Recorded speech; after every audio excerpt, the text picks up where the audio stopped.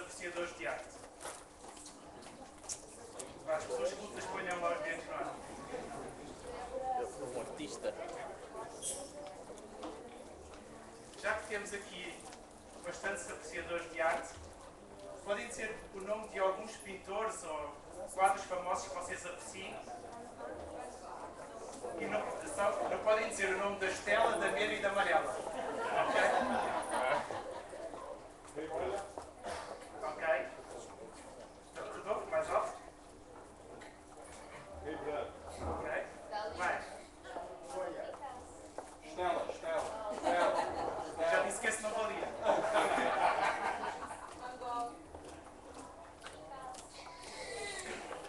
Ok, creio que vocês estão preparados para a aula. Eu confesso que eu não sou um verdadeiro apreciador de arte. Ontem eu e o Rodolfo íamos ter uma pequena participação no coral, mas depois eles desistiram. Como eu estava a dizer, eu confesso que eu não sou um verdadeiro apreciador de arte. Existem alguns quadros, algumas pinturas que me fazem uma certa impressão. Quando começam a dizer que tu tens que olhar para a intensidade do autor, tens que perceber a intenção, isso custa-me um bocado a engolir.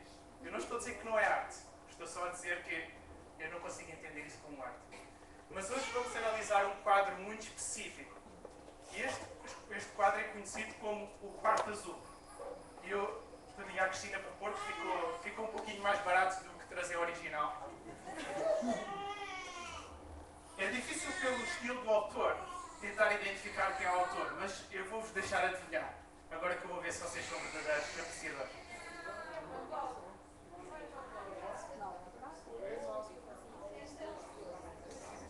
Miró. O Miró já foi ler lá. Então, o autor deste quadro é um desconhecido chamado Picasso. Aliás, este quadro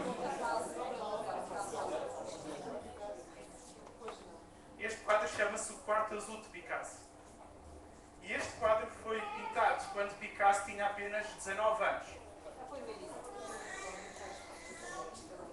E talvez por isso é que vocês não conseguiram adivinhar, porque foge ao estilo característico de Picasso. Porque ele ainda andava à procura do seu próprio estilo. Eu conheci-o nesta altura. Este quadro não é apenas curioso porque foge a um estilo tão característico de um pintor, mas também é curioso porque recentemente foi descoberto um retrato por debaixo deste quadro.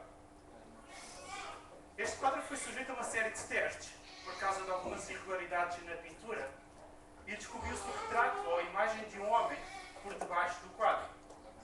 E claro que esta descoberta levantou uma série de teorias e de perguntas sobre o quadro. A primeira teoria é que Picasso tinha reaproveitado a tela para poupar dinheiro. E é uma teoria que faz algum sentido. A outra teoria é uma teoria um bocado mais tipo AXN, mais tipo Código da Vinci. E a teoria é: porquê que Picasso tinha deixado intencionalmente este retrato por debaixo da pintura? Quem era este homem? Qual a mensagem que Picasso queria transmitir com este retrato? Algo interessante com esta descoberta é que, de repente, todos tiraram os olhos do objeto de arte e colocaram os seus olhos no retrato. Hoje nós vamos ler um pouquinho sobre a obra de alguém cujo trabalho é revelar um retrato que todos nós tememos entapar. Eu gostaria que pudesse abrir em Romanos 8.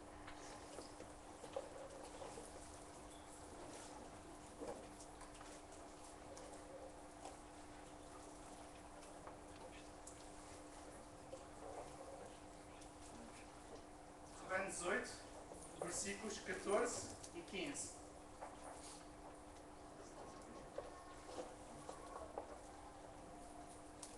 São apenas dois versículos. Romanos 8, versículos 14 e 15.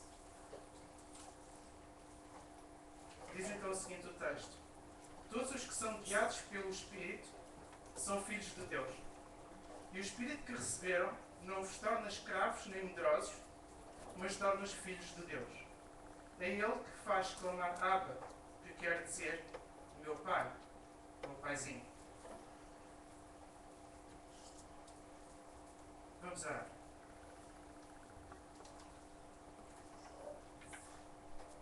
Deus Pai, obrigado por esta manhã, por tudo aquilo que nós já ouvimos, por tudo aquilo que cantamos, por tudo aquilo que já foi decidido também, Senhor. Pai, obrigado, ó Pai, porque Tu estás connosco e não nos abandonas. Pai, queremos pedir que ao longo desta pregação Tu possas deixar pelo menos uma verdade nos nossos corações. Pai, ajuda-nos a estarmos atentos, ajuda-nos a estarmos receptivos, ajuda-nos a perceber aquilo que Tu queres para a nossa vida. No nome de Jesus. Amém. Quando Paulo escreveu esta carta à Igreja de Roma, os cristãos já se encontravam sob perseguição. Eles já eram perseguidos por causa da sua fé. Alguns deles já tinham sido mortos, como foi o caso de Estevão e de Tiago. Alguns deles já tinham sido presos e torturados, como foi o caso de Pedro e de João. E alguns deles tiveram que fugir e deixar todos os seus pertences para trás, como nós vemos em Atos 8. Estas cartas, que preenchem a maior parte do Novo Testamento, foram uma forma arranjada pelos apóstolos, pelos discípulos, para ter contacto com igrejas com as quais eles não se relacionavam de uma forma regular. E aproveitavam estas cartas para ensinar, para corrigir comportamentos e até para encorajar aqueles com quem não tinham contacto frequente. E esta igreja de Roma era uma igreja com a qual Paulo não tinha contacto. Paulo nunca tinha visitado esta igreja, mas ele gostaria de visitar.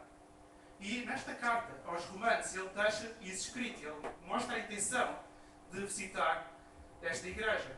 Mas por causa da perseguição e com medo de não chegar vivo a Roma, Paulo decide deixar um resumo da fé cristã para que estes cristãos tivessem acesso. E naquela altura, um dos grandes debates e controvérsias no seio da igreja consistia na seguinte pergunta. E a pergunta é: será que alguém pode tornar-se cristão sem passar primeiro pelos rituais do judaísmo? Será que alguém pode tornar-se cristão sem obedecer primeiro à lei de Moisés?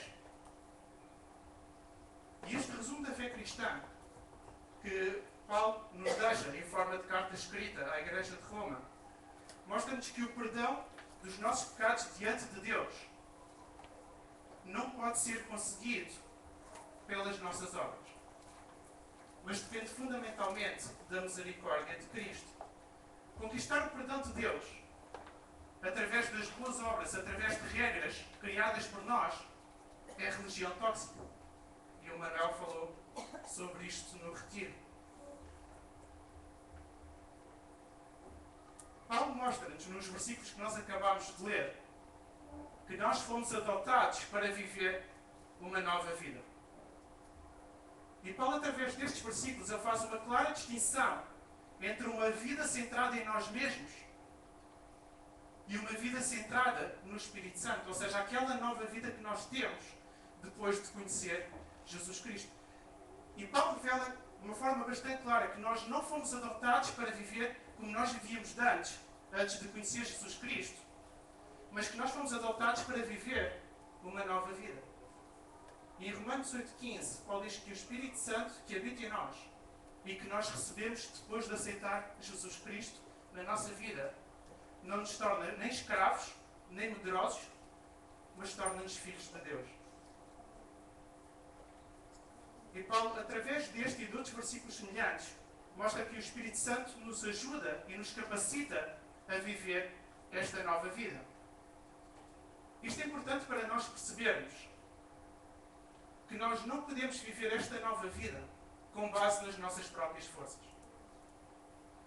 Não somos nós o pintor do retrato que Deus quer fazer em cada um de nós. Nós somos apenas a tela. É o Espírito Santo que é o pintor.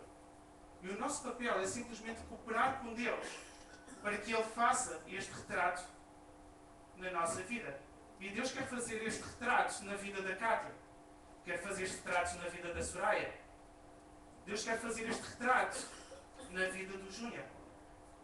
Deus quer fazer este retrato na vida de todos nós. Paulo, quando lista as características desta nova vida em Cristo, Paulo mostra-nos que nós não éramos filhos de Deus. Nós éramos apenas criaturas, seres criados por Deus.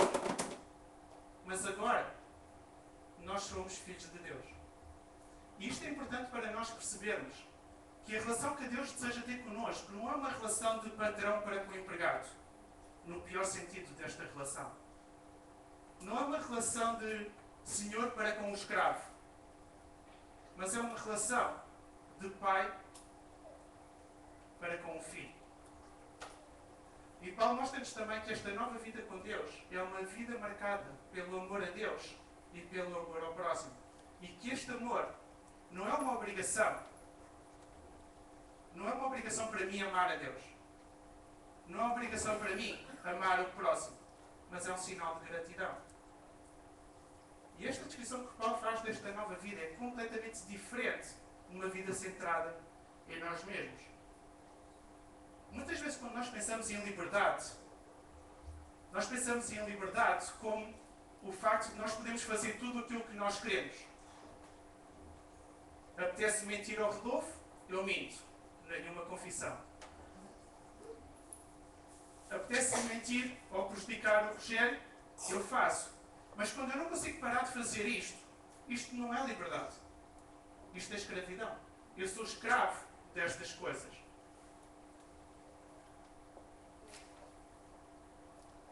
Outro aspecto importante mencionado por Paulo nestes versículos é que o Espírito Santo não nos torna apenas filhos de Deus, mas ele capacita-nos a chamar Deus de Pai. Em Gálatas 4:6, Paulo diz o seguinte: para provar que já são filhos, enviou o Espírito Santo, o Espírito do seu Filho Jesus Cristo aos nossos corações, e esse Espírito chama Abba, que quer dizer Pai. O Espírito Santo não é apenas uma prova que nós somos filhos de Deus. O Espírito Santo não é apenas uma garantia da vida eterna que nós vamos ter. Mas o Espírito Santo capacita-nos a chamar Deus de Pai. Tal como este retrato que está a ser pintado em nós, este retrato de Jesus, não tem como autoria a nossa pessoa. Também esta intimidade que Deus deseja ter connosco tem como principal protagonista o Espírito Santo. No versículo 16, Paulo diz que é o próprio Espírito, o Espírito Santo, que testemunha com o nosso Espírito que nós somos filhos de Deus. O próprio Jesus disse em João 15 aos seus discípulos que já não os chamava de servos, porque o servo não sabe o que faz o seu Senhor, mas chama-os de amigos, porque vos dei a conhecer tudo o quanto aprendi do meu Pai. E hoje, quem nos ensina tudo aquilo que Jesus ensinou é o próprio Espírito Santo.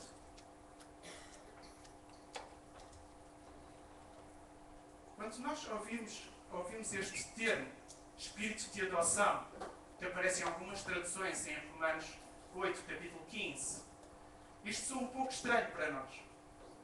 Porque quando nós pensamos numa pessoa adotada, nós pensamos numa pessoa que foi escolhida. E fica um bocado estranho falar de adoção num contexto de intimidade. Por exemplo, se o Armando fosse uma pessoa adotada, acho que não. Se o Armando fosse uma pessoa adotada, todo o seu círculo de amigos e de conhecidos iriam olhar para o Armando como uma pessoa escolhida. Uma pessoa que foi rejeitada pela sua família. Uma pessoa que, aos olhos da sociedade, nunca ia ser encarada à mesma altura como os filhos biológicos da sua nova família. Mas a palavra adoção, no primeiro século, tinha um sentido um pouco diferente. E, obviamente, quando Paulo estava a escrever e utilizou este termo adoção, Paulo estava a escrever o sentido que se dava a esta palavra no primeiro século. No primeiro século, um filho adotivo era um filho escolhido de forma deliberada pelo seu pai adotivo para perpetuar o seu nome e herdar os seus bens. Então não havia aquela ideia de um orfanato com uma série de crianças que foram abandonadas ou rejeitadas pela sua família e alguém se deslocava lá para adotar. Não era assim que se dava a adoção no primeiro século. Para uma criança ser adotada por uma família, esta deveria ser vendida pelos seus pais biológicos. Ou seja, se eu quisesse adotar um dos vossos filhos, eu teria que comprar os vossos filhos. Era assim. O Rodolfo está a fazer uma proposta.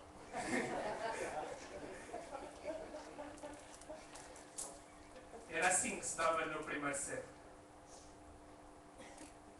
Então, o resultado final do processo de adoção era que a criança perdia todos os direitos em relação à antiga família e adquiria plenos direitos em relação à nova família. Ou seja, ela tornava-se herdeira plena dos seus novos pais. Não havia, quando era a altura das partilhas, não era os filhos biológicos que levavam a maior parte e os restos ficavam com o filho adotivo. Não. Na pior das hipóteses, todos levavam por igual. Todas as obrigações para com os antigos pais eram canceladas. Então, se os pais estivessem bastante doentes ou até a morrer, o filho adotivo não tinha qualquer obrigação de cuidar dos seus pais biológicos. Ou seja, ele tornava-se filho da família em todos os sentidos. E esta nova ideia de adoção mostra-nos que, como filhos adotados por Deus, nós podemos ter uma relação de intimidade com Deus. Mas mostra-nos também que, através do Espírito Santo, nós podemos reproduzir o caráter de Jesus Cristo, que é o Filho legítimo, e que nós fomos escolhidos e adotados para esse efeito.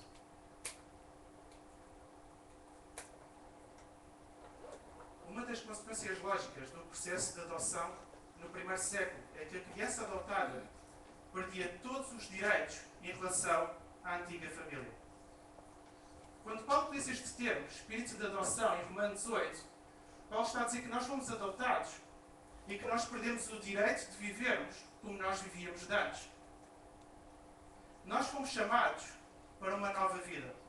Uma nova forma de vida que faz muito mais sentido do que aquela que nós vivíamos de antes.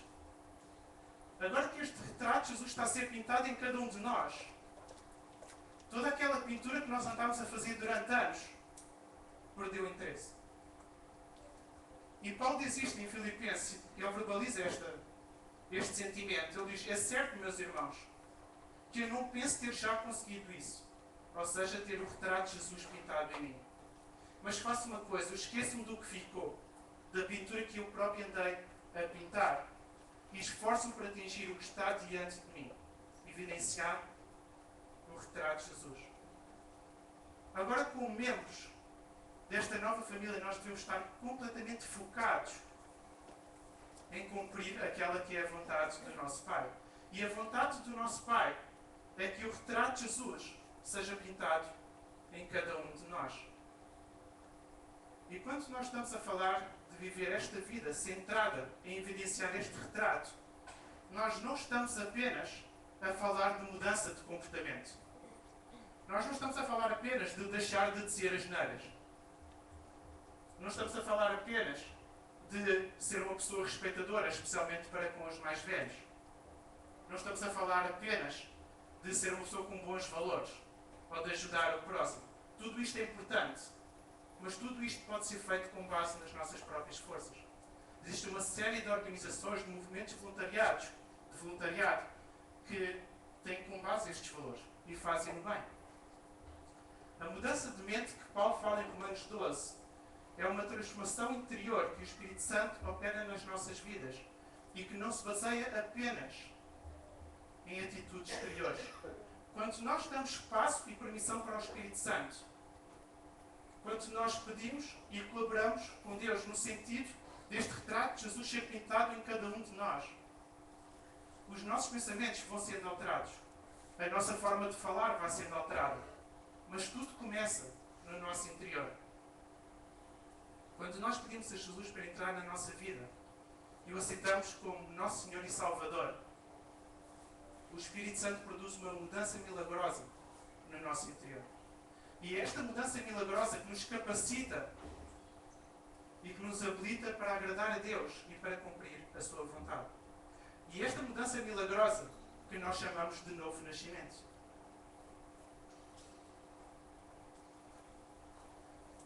muitas vezes nós idolatramos a autonomia.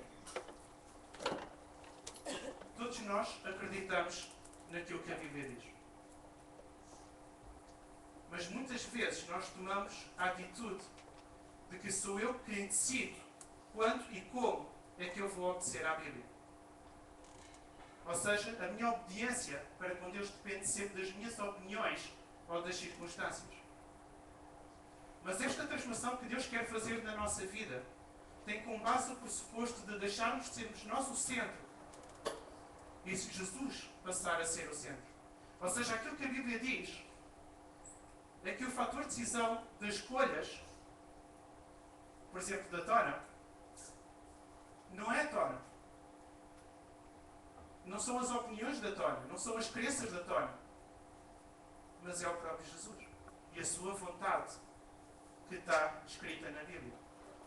Este quadro que o Espírito Santo quer pintar em nós envolve uma mudança radical no nosso comportamento. Envolve uma mudança radical nos nossos valores, nas nossas crenças. Envolve uma mudança radical na nossa forma de ver o mundo, no nosso estilo de vida. Jesus Cristo quer ser a base e o centro de tudo aquilo que nós falamos, de tudo aquilo que nós pensamos, de tudo aquilo que nós somos. E, obviamente, esta mudança radical vai refletir-se em todas as áreas da nossa vida. Vai refletir-se na forma como eu trabalho. Vai refletir-se na forma como eu lido com o meu dinheiro. Vai refletir-se na forma como eu relaciono com os meus colegas, na forma como eu relaciono com os meus filhos. Esta nova vida que o Espírito Santo quer viver afeta todas as áreas da nossa vida. Em todas as áreas da nossa vida, o Espírito Santo quer retirar aquela pintura que nós andámos a pintar durante anos e quer evidenciar o retrato do próprio Jesus. Alguns consideram a fase em que este quadro foi pintado como a fase menos atraente de todo o percurso artístico de Picasso. Mas a descoberta deste retrato escondido fez renascer o interesse na obra. Aquilo que Paulo nos mostra no capítulo 7, o capítulo anterior àquele que nós tivemos a estudar, é que fazer a vontade de Deus com base nas nossas próprias forças, com base nas nossas próprias regras, é impossível. Nós vamos fraquejar, nós vamos perder o interesse, nós vamos desistir. Mas esta nova vida que Paulo descreve no capítulo 8 de Romanos é para ser vivida de uma forma completamente diferente. E então Paulo mostra-nos que nós fomos adotados para viver uma nova vida. Que o Espírito Santo não nos torna apenas filhos de Deus, mas que Ele capacita-nos a ter uma relação íntima com o próprio Deus e que o Espírito Santo está a evidenciar e quer continuar a evidenciar o retrato de Jesus em cada um de nós. Vamos orar.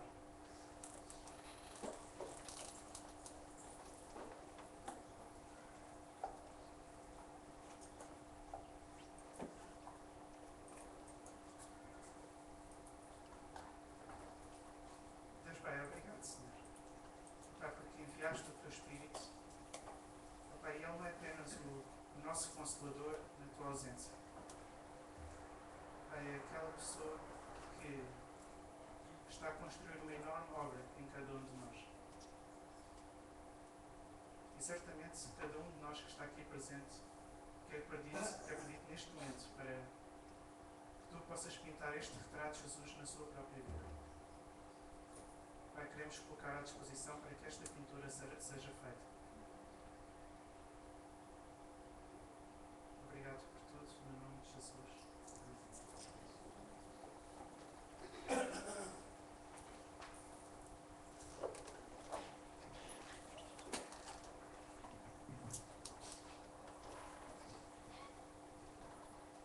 Obrigado, Pedro. Nós vamos participar da ceia agora.